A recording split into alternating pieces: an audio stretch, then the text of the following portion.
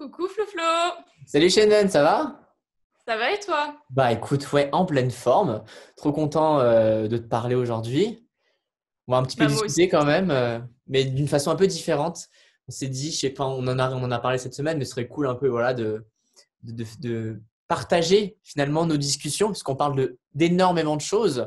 On parle de l'actualité, de notre vie, bon, beaucoup de notre vie, c'est vrai.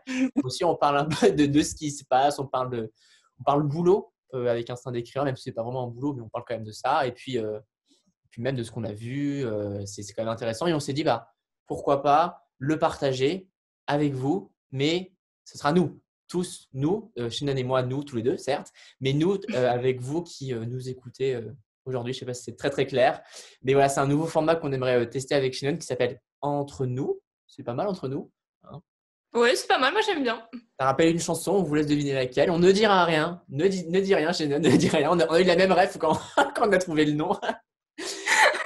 Et voilà, donc l'idée, c'est voilà, un peu de discuter de façon posée, sans rien, sans montage, sans artifice finalement. On va Exactement, parler au naturel on va dire. au naturel, exactement, pendant 20, 30, 40. On n'en sait rien en fait, on ne sait même pas combien de temps ça va durer ce format. C'est un quasi direct, parce là, c'est pas en direct, vous allez le voir. Là, au moment où on tourne, on est samedi. Et, euh, et là, on va voir un peu ce que ça donne. Donc, on ne sait pas du tout comment ça va se passer. Il y aura peut-être des bugs, des petits moments où on va être arrêté. Mais bon, on espère que ça va bien se passer. Et on le fait à distance. Pourquoi on le fait à distance, Et, Shannon? et bien parce qu'on est comme d'habitude, bon déjà hors confinement on est à distance avec Florian, ça c'est sûr depuis plusieurs années, mais aussi parce que là on est reconfiné et parce que moi je suis à Lyon cette fois. Voilà. Donc, on fait un petit duplex, moi de Haute-Savoie et Shannon de Lyon.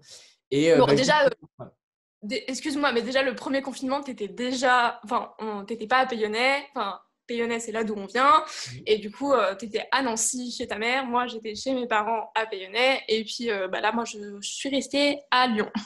Ouais, c'est ça, exactement. Donc, parce que on le précise, c'est vrai que ce confinement, il est un peu différent du premier.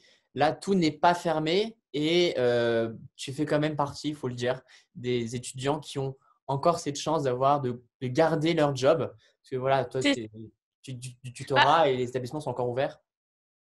c'est ça, en fait, je sais pas si, enfin, si vous avez suivi les vidéos précédentes, mais du coup, voilà, cette année particulière, donc je ne suis pas à la fac, donc je n'ai pas de cours à distance, je ne fais pas partie de ces étudiants à distance, mais je reste étudiante en année de césure. Si vous voulez savoir, allez voir la vidéo sur la vie étudiante 3 ou 4, 3 ou pardon. 4, il y en a tellement. Voilà, on sait plus au bout d'un moment. Et voilà, donc moi, je reste encore, enfin, je travaille, en tout cas en fin de journée pour l'instant. En fait, il y a encore quelques semaines, je travaillais la journée à la bibliothèque municipale de Lyon. Et en fin de journée, je faisais du tutorat dans l'agence Parcours où travaille Florian aussi. Et, euh, et là, actuellement, la bibliothèque a fermé, mais le tutorat continue forcément parce que les collèges sont encore ouverts. Donc, je dois aller sur place, faire du tutorat encore. Donc, je reste à Lyon. Et finalement, c'est ta seule occupation parce que tu ne peux pas sortir autrement. Enfin, si tu peux marcher 1 kilomètre autour de chez toi, mais est-ce que tu le fais C'est vraiment? ça. Bah non, parce que à Lyon, enfin, je sais pas. En fait, je suis vraiment dans un quartier où, bon, marcher, je sais pas. Enfin, c'est pas comme si j'étais vers les quais ou tout ça, où c'est assez agréable de marcher. Là, je suis dans le quartier de mon plaisir. Alors, il y a des coins sympas, mais c'est vrai que marcher toute seule, bon, j'en vois pas trop l'intérêt, donc je ne sors pas vraiment. Je pense que je vais sortir pour mes courses, forcément. Et puis voilà, après, pas plus de sorties que ça, forcément. Donc oui, je n'ai pas trop d'occupation, c'est un peu compliqué, mais bon, c'est voilà quoi. Je voulais garder mon job, donc forcément, il fallait rester sur place, quoi. Après, il faut espérer faut espérer deux choses. Déjà que le confinement ne dure pas trop longtemps, même si malheureusement les prévisions ne sont pas très optimistes. Et il faut aussi espérer que tu puisses quand même continuer à travailler longtemps en présentiel. Sinon, il y aura les cours en distanciel, mais au moins que tu puisses voilà, continuer à travailler. C'est vrai que c'est pas facile pour beaucoup de secteurs. On en entend pas mal parler. Bon, là, on parle beaucoup des librairies, mais il y a pareil les intermittents du spectacle, toutes C'est les ça. personnes qui ont leur propre boîte, qui ne peuvent pas la faire tourner. Donc, c'est assez compliqué, quoi. Mm. Ouais, c'est vrai que c'est pas, enfin, c'est difficile. Puis là, le fait d'être toute seule, loin de la famille, autant le premier confinement, j'étais chez mes parents, donc voilà quoi, j'avais une présence, j'avais voilà, mes parents, les animaux de compagnie. Forcément, ça fait de l'animation, on va dire. Là, je suis vraiment toute seule dans un 22 mètres carrés studio. Enfin voilà, donc c'est vrai qu'on tourne vite en rond, c'est un peu difficile. Mais bon, après, c'est le prix à payer. Et puis, on espère voilà, que ça aille mieux vite. On verra bien comment ça se passe. Mais toi aussi, c'est différent parce que du coup, tu étais à Turin avant ce confinement, ce Bah, c'est ça. reconfinement. Je suis arrivé début octobre à Turin et au départ, je devais commencer mon doctorat début octobre, sauf qu'on a appris quelques jours avant l'emménagement. Enfin, moi, j'ai appris de mon côté que le doctorat a été reporté en décembre, donc on commence qu'en décembre en présentiel et qu'il n'y avait aucun cours en distanciel. Donc, j'étais un peu étonné, je ne comprenais pas vraiment la logique de commencer qu'en décembre, ce qui fait qu'on perd un peu 2 mois et je ne sais pas comment on va les rattraper. Est-ce qu'on va finir 2 mois plus tard ou je ne sais pas. Et en fait, en Italie, contrairement à la première vague en printemps, eh ben, l'Italie se portait un peu mieux que la France. Si on se base sur les chiffres, du moins, si on se base sur les chiffres en termes de contamination, de nombre de décès, de nombre de personnes hospitalisées, on se portait un peu mieux que la France. Ça montait beaucoup moins vite. Mais j'ai préféré rentrer chez mon père pour la simple et bonne raison que j'anticipais que l'Italie allait reconfiner également, ce qu'elle est en train de faire progressivement dans certaines régions. Et je ne voulais pas me retrouver tout seul dans mon appartement, sachant que je faisais que du télétravail. Je faisais que travailler en distanciel. Les seules sorties que je faisais, c'était soit pour me balader, soit pour aller au sport. Mais sinon, il n'y avait pas grand-chose, il n'y avait pas d'autres vraies raisons qui me poussaient à rester à Turin. Donc, je vais peut-être y retourner fin novembre si la situation le permet en Italie. Mais d'ici là, je suis confiné chez mon papa. Je travaille à fond. D'accord. Et surtout qu'en plus, les salles de sport, elles ont fermé un peu avant, là, il y a quelques semaines. Donc tu n'avais même plus la sortie sport. Ouais, c'était compliqué. Et puis tout seul dans un autre pays, bon, même si c'est pas très loin, mais c'est vrai que tout seul enfermé dans son appart, je comprends que c'est compliqué, hein. C'est ça. Après, je pense que ça aurait été différent si par exemple j'étais dans un pays anglophone où je pense que je peux m'en sortir en anglais. Mais là, dans un pays où je parle à peine italien, et même si j'apprends tous les jours, j'ai quand même que quelques bases, mais très peu. Je ne suis pas capable de tenir une discussion en italien. C'est quand même très compliqué de rester en Italie. Et puis même, ben, j'aurais vu personne finalement en Italie. Je serais Ouais, non, resté ça chez aurait été moi. compliqué. Donc bon, c'était bien un moment, mais bon, après, stop. Je préférais rentrer et ne plus être tout seul. Mais c'est vrai que je sais pas, toi, tu le vois plus que moi, parce que tu sors un peu plus que moi, mais et puis tu es en ville. Mais je sais pas si tu as l'impression que le confinement qu'on vit actuellement est le même que celui de Hmm. printemps. Non, c'est pas du tout le même. Bon, déjà aussi parce que personnellement, je suis pas dans la même situation.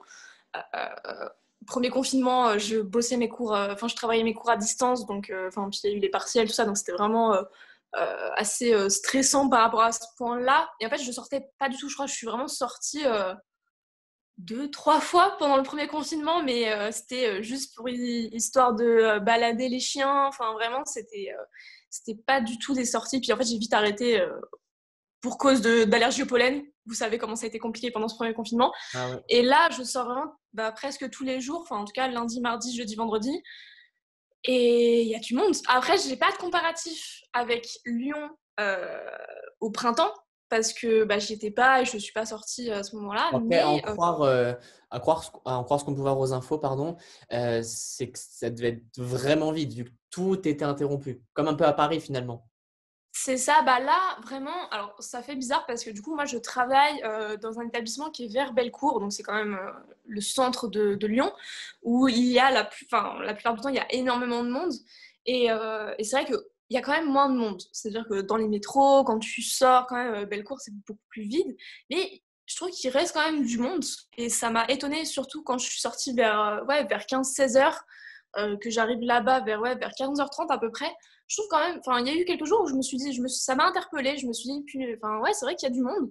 Et, mais après, la différence, c'est que quand je sors à 18h30 de mes études de tutorat, enfin, voilà, il fait nuit, déjà, bon, voilà, parce que force des choses, c'est la fin de l'année, donc voilà, il fait nuit. Et c'est beaucoup plus vide, avec toutes les enseignes fermées, rue Victor Hugo, parce que je passe par la rue Victor Hugo, mais ouh là là, en fait, c'est vraiment limite flippant parce que à cette heure-là, c'est 18h30, mais j'ai l'impression que c'est 22h, 23h. Et du coup, ça fait un peu. Ça fait un peu peur, mais c'est vrai que j'ai pas de comparatif parce que enfin voilà, c'est vrai que je suis pas sortie premier confinement, je n'étais pas à Lyon non plus, j'étais en campagne. Donc là, ouais, c'est un peu bizarre. En fait, je rentre dans l'établissement, il y a enfin, je trouve quand même pas mal de monde dehors et je ressors de l'établissement, il y a plus personne, comme si en l'espace de 2 heures, 2 heures et demie, tout était, enfin je sais pas, il y avait une apocalypse et que tout le monde était rentré chez lui. C'était, ouais, Bon. c'était, ouais, c'est trop bizarre. C'est étrange. C'est ça que j'ai du mal un peu à comprendre, c'est que on autorise quand même des gens à travailler et ce qu'on voit en pratique avec ces mesures qui sont un peu moins restrictives qu'au printemps, il y a quand même beaucoup plus de gens dehors. Ouais. Euh, à un moment donné, je pense qu'il faut choisir. Est-ce que on bloque tout ou est-ce qu'on autorise des commerces à ouvrir? Mais en fait, même dans ce cas-là, je pense qu'on peut autoriser tous les commerces enfin, si on instaure des règles, par exemple des quotas dans les magasins, qu'on interdit enfin, on impose le port du masque, le gel, tout ça, qu'on prenne la température. Moi, je ne comprends pas pourquoi on fermerait tout. Tu vois, les gens peuvent continuer à vivre, mais après, il faut que chacun se responsabilise. Certes, qu'on limite nos déplacements, qu'on leur dise on peut laisser tout ouvert, ou du moins une bonne partie des commerces, même des petits commerces, mais il faut que vous, de votre côté, vous limitiez vos déplacements. Tu vois, ou vous les différenciez C'est par ça. rapport aux autres. C'est ça. En fait, c'est très compliqué parce que, en fait, il y a eu le premier confinement où c'était un peu, voilà, c'était inédit vraiment. Donc là, en fait, finalement, vu que c'est un reconfinement, on sait déjà entre guillemets à quoi s'attendre, sauf que c'est un reconfinement allégé. Donc allégé, j'ai envie de dire, ça veut tout et rien dire en fait. Et donc oui, le président et même après le gouvernement a dit les tenants, les aboutissants de ce reconfinement allégé.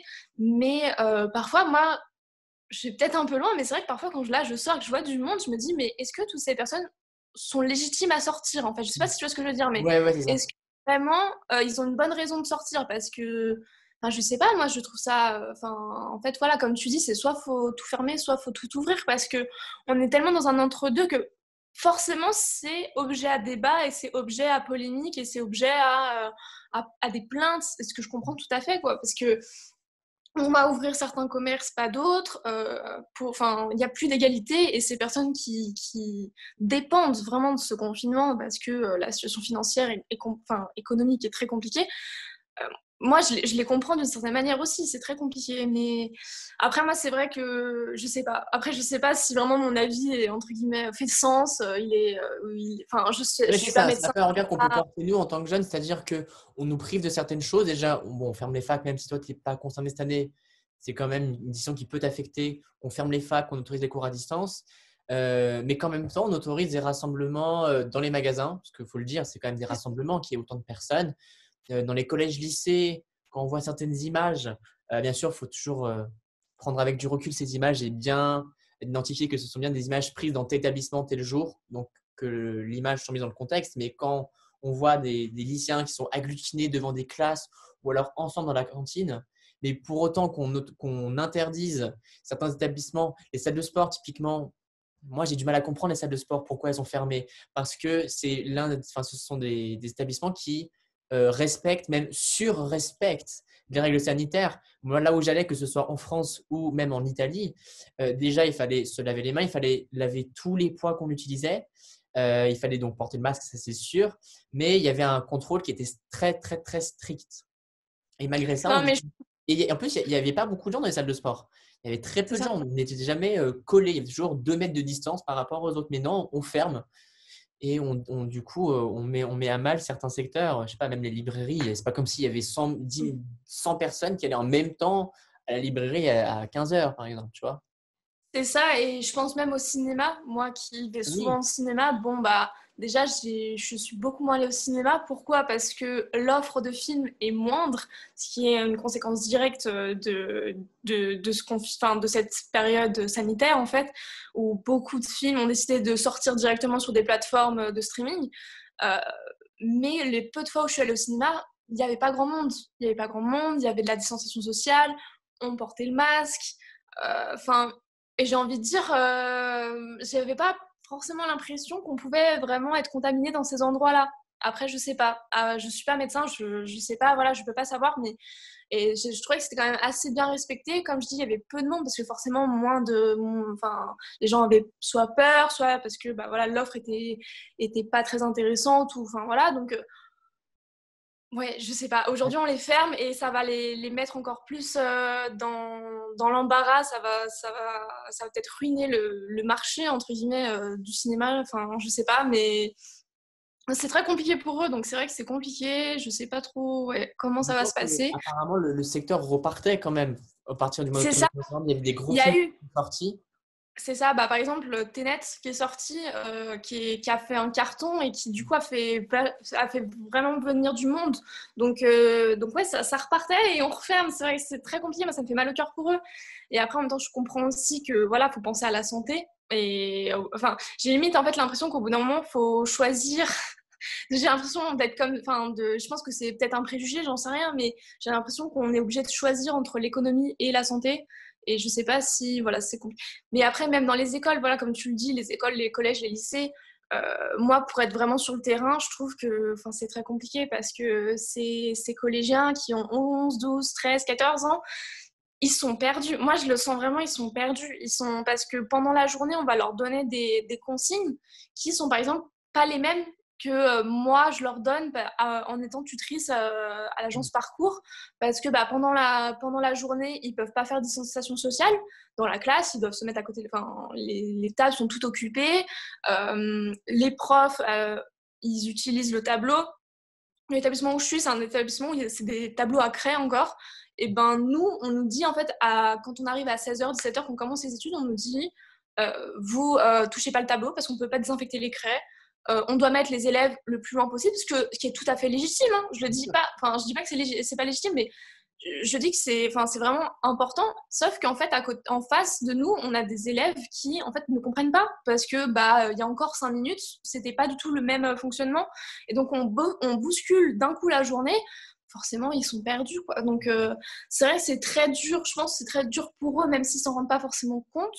Et je pense et c'est très dur pour nous parce que on se retrouve en fait avec des élèves qu'il faut aussi canaliser parce qu'ils ont plus le droit à la récré. Après, ce que je comprends tout à fait, une fois de plus, c'est une mesure qui est bien à mettre en place. Par contre, c'est des élèves, voilà, c'est des adolescents qui ont besoin de se défouler. Donc, nous, à 17h, à 16-17h, on récupère des élèves qui sont surexcités parce qu'ils n'ont pas pu se défouler de la journée. Donc après, nous aussi, en face, c'est très compliqué de les canaliser. Donc, c'est vrai que, ouais, au bout d'un moment, je sais plus quoi faire parce que je suis vraiment perdue. Je sais pas quelle solution il pourrait y avoir, en fait. Ouais, c'est encore un peu le flou, c'est des choses qu'on ne maîtrise pas encore, que personne ne maîtrise finalement. C'est une situation inédite qui serait peut-être malheureusement amenée à se reproduire. Mais après, l'autre conséquence du confinement, c'est que les gens passent beaucoup plus de temps devant la télé. Alors, un peu moins que pendant le premier confinement, Ah mais bon? ouais, Ah bah quand oui, on travaille. regardez certains programmes, les audiences explosent. Bon, les grands films, déjà, ils font un carton. Par exemple, avec le décès de Sean Connery, les 007, ça a explosé sur France 2, 5 millions de personnes. Il y a également eu d'autres films. Alors, j'en ai relevé quand même quelques-uns. Notamment, il y avait, alors je les ai relevés, ils sont où Star Wars. Il repasse Star Wars. Donc, C'est c'est bon ça. pour les chaînes. Hein. Ils repassent les gros films parce que ça va faire un max d'audience. Star Wars, plus d'1 million de personnes sur la TNT quand même. C'est quand même incroyable. Et même des gros classiques. C'est quand même le moment de voir des gros classiques. On a retrouvé La Septième Compagnie. Moi, j'adore. Ça me fait toujours très rire. La Septième Compagnie, c'est un film que je vous conseille. La Reine des Neiges, Shannon. Ah bon, il est T'as passé? pas vu La Reine des Neiges? Pardon? T'as pas vu La Reine des Neiges? Bah non, mais enfin, si, je l'ai À déjà la vu, télé. mais Enfin, pas à la télé, quoi. il est passé quand? Parce que bon, c'est vrai que Il moi, est je regarde passé pas trop la télé. la semaine dernière, je crois. La semaine dernière. Tac. Et gros carton, 1 million. Alors, j'ai même le chiffre 1,3 million. Tu vois, c'est dire que c'est pour la TNT, hein, c'est énorme pour la TNT. Et il y a un gros film, Pearl Harbor, qui Ah oui, je l'ai vu. Ouais, tu l'as vu en plus.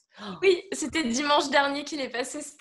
En Ah, fait, c'est un film qui est pas du tout sur les plateformes de streaming. Et ce qui est super drôle, c'est qu'il y a quelques semaines, j'en parlais avec une amie et on disait faut trop le regarder, faut trop qu'on se le regarde. Et bah, pas sur les plateformes de streaming, donc pas possible sur le moment. Et là, il est passé. Donc bon, bah, on n'était pas ensemble pour le regarder, mais on l'a regardé chacune de notre côté. Et du coup, on rigolait parce que voilà, on s'envoyait des messages en même temps. Et vraiment, c'est un film extraordinaire. D'ailleurs, qui a qui a fait l'objet de la recommandation culturelle d'aujourd'hui parce qu'on tourne samedi, mais du coup c'est hier pour vous. Et voilà, parce que moi j'aime beaucoup ce film. C'est un film que j'ai pas beaucoup vu dans ma vie, mais les musiques sont extraordinaires, scène d'action, scène de guerre, la scène de l'attaque de Pearl Harbor, elle est incroyable, elle est horrible je trouve, horrible et en même temps incroyable, mais c'est vraiment un film où en fait j'ai envie de prendre une phrase que ma mère dit souvent parce qu'elle aime beaucoup ce film. C'est un film en fait, et moi je ressens la même chose, une fois qu'on se met dedans, faut le finir. C'est-à-dire Oui. qu'il dure 3 heures, Florian. Je sais pas si tu te rends compte, il dure 3 heures, c'est super long. Et en fait, une fois que je me mets dedans, c'est terminé, il faut que je le regarde jusqu'à la fin. Voilà. Ouais, Et ma mère, c'est pareil. T'es avec eux en fait, t'es dans les événements et puis en fait à chaque fois il y a une succession d'événements, ça va. Enfin il y a des moments, des hauts et des bas en fait. Et Ouais, c'est ça. c'est Non, puis voilà, il y a le petit côté romantique, forcément. Voilà, on aime bien en général.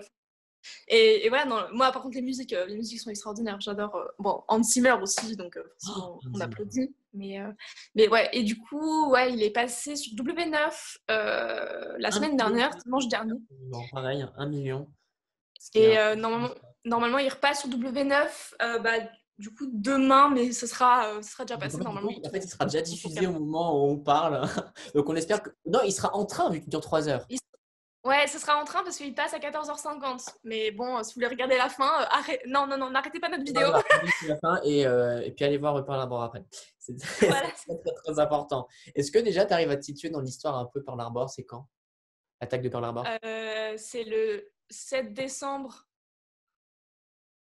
7 décembre, ouais. 7 décembre 1941, non, c'est ça? Waouh, trop forte. Ouais, c'est ça. Bon, en même temps, j'ai révisé un petit peu parce que j'ai fait la recommandation. Donc, Et alors, moi, ça, j'ai vu ça. Est-ce que tu sais pourquoi ça s'appelle Pearl Harbor? Déjà, ça veut dire quoi, non. Pearl Harbor?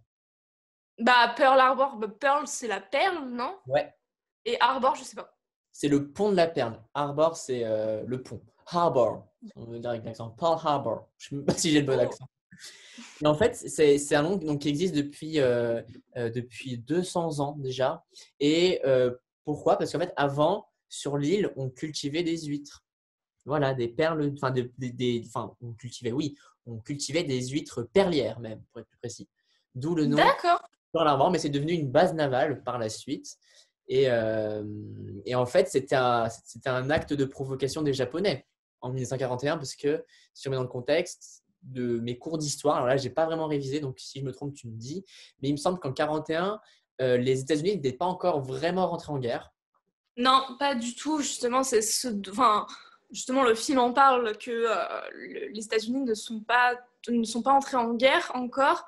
Et justement, ils pensent la guerre très loin d'eux, en fait. C'est ça qui est la tragédie de Pearl Harbor, parce qu'ils pensent que c'est vraiment loin et qu'ils ne sont pas touchés. Alors, ils sont un petit peu quand même liés à la guerre, parce que, par exemple, le personnage de Rafe, il part, c'est un Américain, c'est un pilote américain, et il part aider les Britanniques. Donc, ils sont quand même liés, mais ils sont pas vraiment en guerre. Et justement, c'est le débat du film. C'est le débat du film. C'est la question du film où même voilà, on voit aussi en parallèle de cette histoire entre Rafe, Danny et Evelyn, on voit les Japonais préparer leur attaque, on voit les Américains qui essayent de décoder justement les messages des Japonais. Et en fait, finalement, les Américains, ils sont un peu en bon, il va y avoir peut-être une attaque, on sait pas trop où. Enfin, on a l'impression qu'ils prennent pas trop au sérieux. Et justement, voilà, c'est un peu compliqué.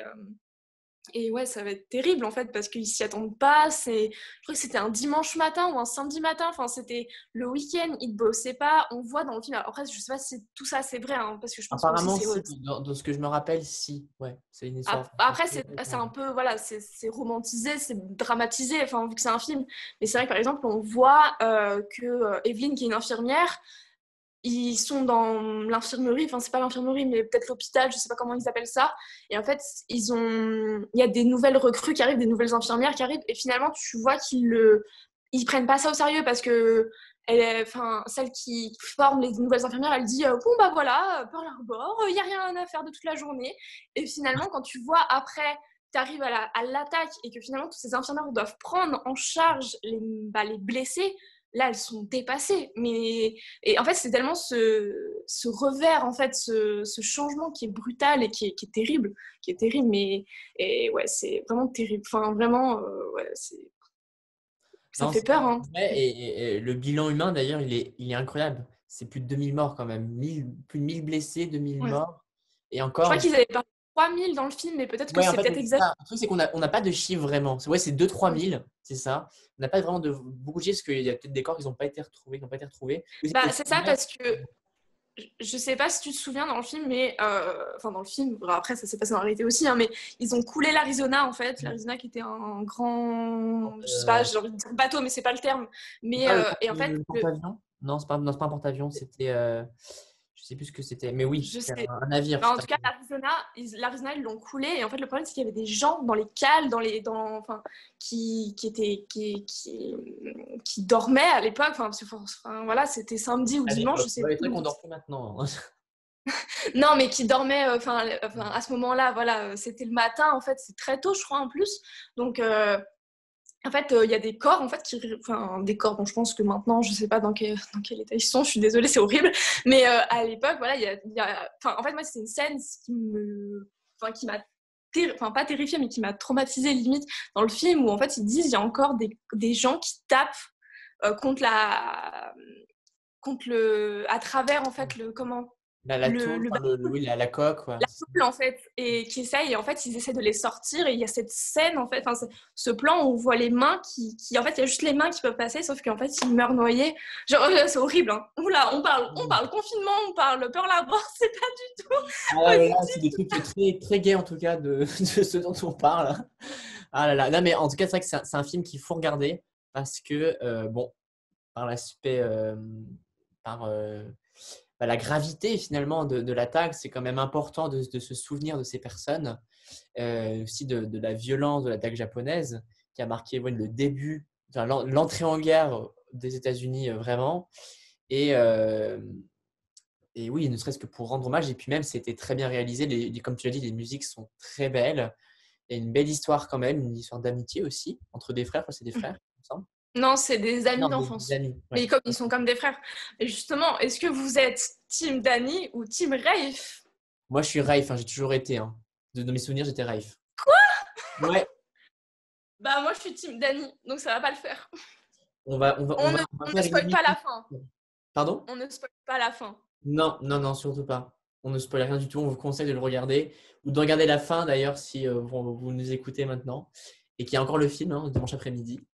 Et puis après, alors là, on a parlé du film, mais il y a un autre événement qui anime notre semaine. On n'entend parler que de ça. C'est C'est ça. notre petit Donnie Trump et notre petit Joe Biden. Oh là là, l'élection. Il C'est faut quand même savoir juste que historiquement, c'est pas la plus longue, entre guillemets. La plus longue, c'est 2000. Je sais pas si tu as vu aussi. Ils ont mis 35 jours à choisir un président. Là, on attend depuis 3 jours, mais en fait, 3 jours, c'est rien. Ah bon? Mais Ouais. en fait, je suis perdue parce que j'ai l'impression que c'est interminable.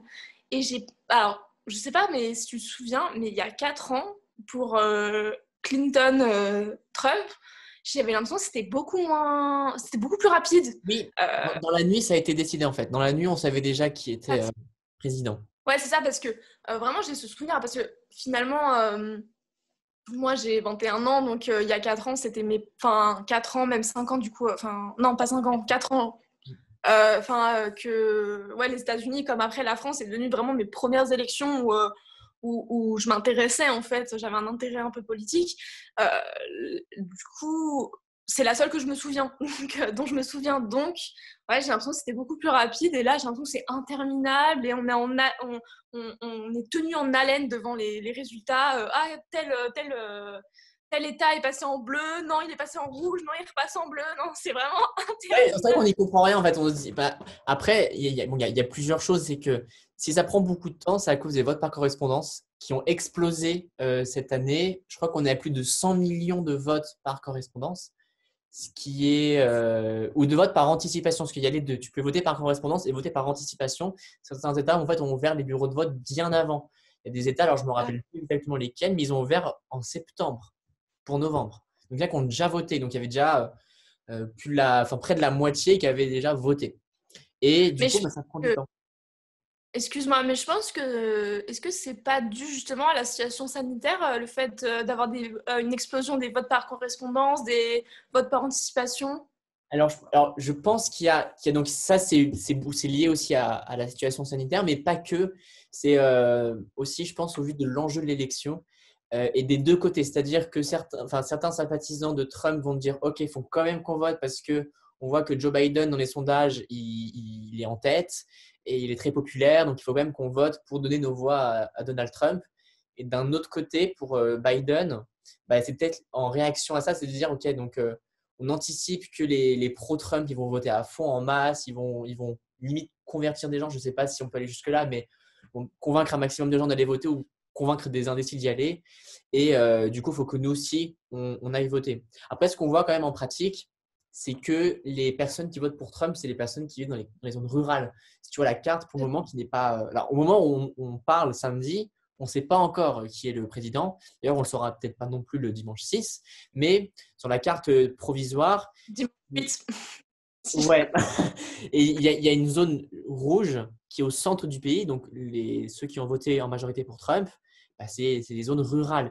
Et les extrémités est et ouest, en grande partie, hein, on ne va pas faire de généralité, mais votent pour Joe Biden. Donc, il Oui, a… bah c'est quelque chose qui est assez révélateur chaque élection, en fait, parce que il y a vraiment, en fait, ce qui est assez marrant, je trouve, aux États-Unis, c'est qu'il y a vraiment cette scission entre républicains, démocrates, Mhm. et finalement, dans les villes sont au niveau géographie des États-Unis, assez connu, mais les côtes sont beaucoup plus. Enfin, il y a beaucoup plus de population, il y a beaucoup plus de villes, des grandes villes, New York, je pense que Miami, enfin les grosses métropoles, je sais pas si on peut appeler ça comme ça, Los Angeles, on va avoir Seattle, on va avoir des grandes villes qui sont toutes en fait sur les côtes. Et finalement, voilà, il y a toujours ce schéma un peu où le milieu qui est un peu très rural, limite désertique à certains endroits, est très rouge, très républicain. Et les villes sont beaucoup plus démocrates. Et c'est un peu terrible parce que j'ai l'impression que parfois ça fait très caricatural en fait. On a, Oui, ça reflète aussi les inégalités socio-économiques dans le pays, parce que c'est des personnes au centre du pays qui sont plutôt dans des situations économiques un peu délicates, pour pas dire pauvres, mais c'est délicate quand même en grande partie. Et Donald Trump est quand même un discours qui s'adresse plutôt à eux. C'est quelqu'un qui se veut comme une personne du peuple, avec un langage du peuple. Il n'est pas trop formalisé au discours présidentiel et qui est favorable à maintenir certaines activités donc liées à la production de charbon, de choses qui sont pour le réchauffement climatique, si on peut aller jusque-là, et qui se trouvent dans ces régions-là aussi. Donc, il y a cette raison-là principalement. Donc, ouais, c'est quand même ça qui est assez dingue. Et autre chose qui est assez dingue dans ces élections-là, c'est la manière dont sont comptées les voix. Je ne sais pas si tu connais un peu le principe du comptage des je me voix. souviens un peu trop. En fait, j'ai une histoire de grands électeurs, c'est-à-dire qu'en fait, les gens ne votent pas pour Joe Biden ou Trump, ils votent pour des grands électeurs qui sont républicains ou démocrates, hein, quelque chose comme L'identité. ça. Ouais, exactement. En fait, c'est ça. C'est qu'en fait, pendant le 3 novembre, donc durant l'Election Day, il y a plusieurs élections. Alors, je ne peux pas toutes te les dire parce qu'il y en a qui ne sont pas très importantes pour nous, mais les deux principales, c'est en effet donc choisir le président, mais plus directement, c'est renouveler le Congrès, donc qui est composé de la Chambre des représentants, qui est l'Assemblée nationale en France, et le Sénat. Et donc, ces grands électeurs sont en fait des députés. C'est l'équivalent de D'accord. députés. Donc, ils votent pour renouveler la Chambre des représentants. Après, je crois qu'ils renouvellent un peu la Cour suprême. Il me semble, mais ça a déjà été fait auparavant. C'est un peu plus complexe, je ne connais pas tous les détails. Mais oui, en effet, donc ils votent pour des députés qui indirectement votent pour le président parce qu'ils sont déjà investis. Donc, quand on vote pour un député démocrate, on vote pour Joe Biden. Quand on vote pour un député républicain, on vote pour Donald Trump. Mais Mais aussi, alors, ça prend du temps et qu'on ne comprend pas tout. oui, et surtout qu'en fait, là où enfin, c'est confus dans ma tête, c'est que pour il y a 4 ans, Trump-Clinton, c'est Trump qui a été élu, forcément, mais, enfin, forcément, vous le savez, c'est ça que je veux dire, mais au niveau des votes des personnes, des citoyens, on va dire, c'était Clinton qui remportait. C'est ça que je comprends pas, en fait. Alors oui, donc il y a une dure loi aux États-Unis, enfin dure, ça dépend pour qui, mais en tout cas objectivement, c'est une loi qui est quand même assez, alors dure parce que c'est subjectif quand on dit qu'elle est dure, mais du moins la loi elle est assez, elle est assez, je sais pas comment on pourrait dire, enfin l'adjectif, Très. mais voilà, qui est assez dur. Alors, on va dire dur. Allez, n'ayons pas peur des mots. Dur. C'est le principe du winner takes all, c'est-à-dire que si un candidat a la majorité des voix dans un État, il prend toutes les voix. C'est-à-dire qu'il remporte tout l'État. Donc, c'est pas proportionnel. Mais imaginons, je ne sais pas, dans un État, Joe Biden a 55% des voix, Donald Trump a 45% des voix, et que dans cet État, il y a 30 grands électeurs, oui, grands électeurs. Du coup, Joe Biden remporte les 30.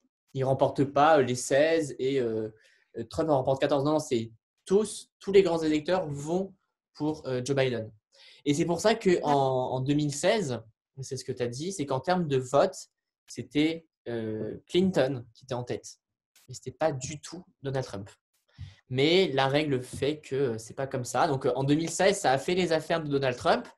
En 2020, ça fait les affaires de Joe Biden. Pour l'instant. Parce que je pense que si on regarde en termes de vote absolu dans tous les États, je suis prêt à parier que Trump est en tête. Je n'ai pas le détail, mais je pense que Trump est en tête parce que vu la vague de rouge qu'il y a, alors après, bien sûr, il ne faut pas comparer, il y a des États qui ne sont pas beaucoup peuplés, mais quand même, Trump a quand même beaucoup d'États qui sont de son côté, mais là où il n'y a pas beaucoup d'électeurs. Donc lui, il a remporté beaucoup d'États avec 3-4 électeurs, sauf la Floride où il l'a remporté. Mais et Biden, lui, a remporté des États avec 10, 20, 30 grands électeurs, et même 55. Parce que cette histoire de grands électeurs, qu'il y en ait plus ou moins, c'est proportionnel à. Enfin, proportionnel, je ne sais pas si À on la peut dire population. proportionnel. C'est lié à quoi? À la population qu'il y a dans l'État? Exact, c'est ça. Ok, Donc, plus l'État est peuplé, plus il y a de grands électeurs. Donc, il y a quand même une d'accord. petite proportion par rapport à ça, mais un candidat prend tous les grands électeurs. Donc, c'est vraiment ça. Donc, ouais, c'est assez fou. Non, oui, je corrige un truc, pardon. Les 535, en fait, juste pour décomposer, c'est 435 députés et 100 sénateurs. Voilà, c'est pour. D'accord, D'ailleurs, oui, c'est 435. Donc, c'est pour ça qu'il faut avoir 270 grands électeurs pour avoir la majorité et gagner. c'est ça.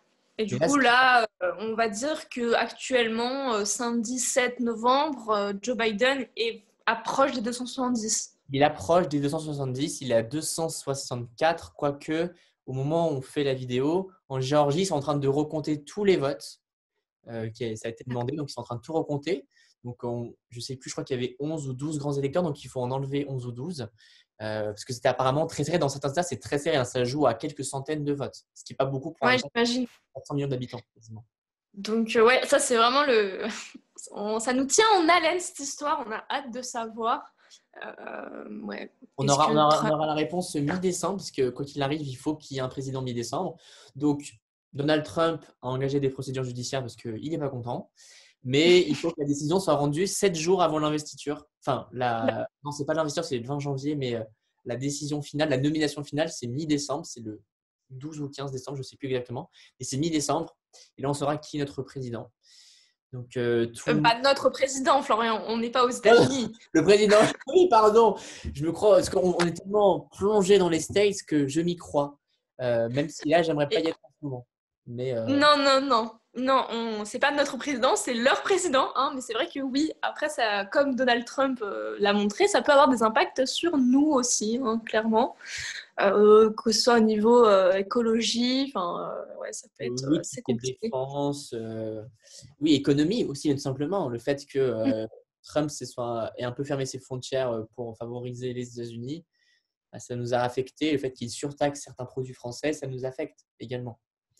Donc, à Oui. voir ce que ça va donner après, mais il n'est pas dit qu'avec Joe Biden, ça s'améliore. On ne sait pas. On ne sait pas. Alors, On ne sait pas, hein, c'est une histoire de 4 ans. C'est vrai que c'est ça qui est toujours un peu compliqué dans les mandats, sur que il faut restreindre un possible président, on va dire un peu trop dur. On revient sur oui, je comprends, l'adjectif, mais oui, oui. mais après c'est vrai que voilà, quand on ne sait pas là, est-ce que c'est un peu aussi ce jeu, enfin ce jeu, c'est pas vraiment un jeu, mais oui, enfin ils se renvoient la balle en fait un peu entre guillemets.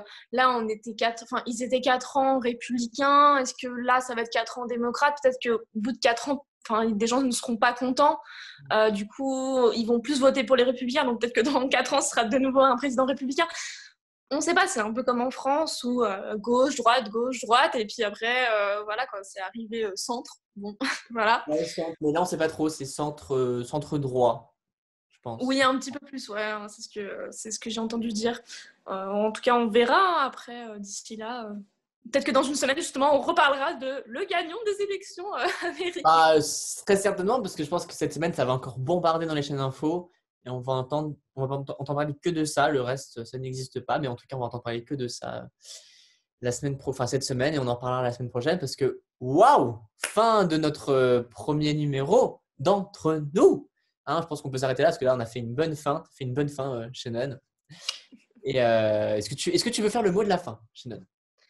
Eh ben écoutez, en tout cas, moi, ça m'a fait bien plaisir. C'était c'était très posé, très naturel. J'ai beaucoup aimé parler de tout ça. Bon, peut-être des sujets un petit peu plus délicats, comme le confinement, tout ça, c'est toujours un peu délicat.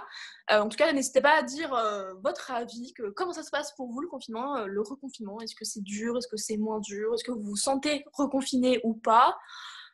Voilà, n'hésitez pas à dire Pearl Harbor, Team Dani, Team Rave, n'hésitez pas à le dire. Voilà, n'hésitez pas à dire si ce format vous a plu et voilà, et on se reparle entre nous dans une semaine normalement. Exactement, on se revoit dimanche combien? 15 novembre à peu près. Je te dis ça dans 2 secondes normalement. Non, Dimanche 15, tu as raison. Ouais, exact. En tout cas, c'était un grand plaisir d'être avec toi, Chanou, pour cette discussion. Et on se remet ça très très vite. N'hésitez pas même à dire en commentaire si vous aimez ce format. Ça nous tient beaucoup à cœur. Et on se retrouve très vite pour de nouvelles aventures. Et puis toute la semaine pour nos fameux grands rendez-vous, la citation, les quiz, l'instant actu, les matinales, la recommandation culturelle et tutti quanti. Et il y a une vidéo qui arrive. Il y a une vidéo qui arrive en plus très bientôt. Nouveau format de vidéo, donc on n'en dit pas plus. Pour la vidéo du 13 ou du 20, on ne sait pas. Qui arrive. À venir, on ne sait pas. Merci à vous, merci à toi, Chanou, et puis je te laisse dire au revoir. Gros bisous! Ciao, à très vite. Salut.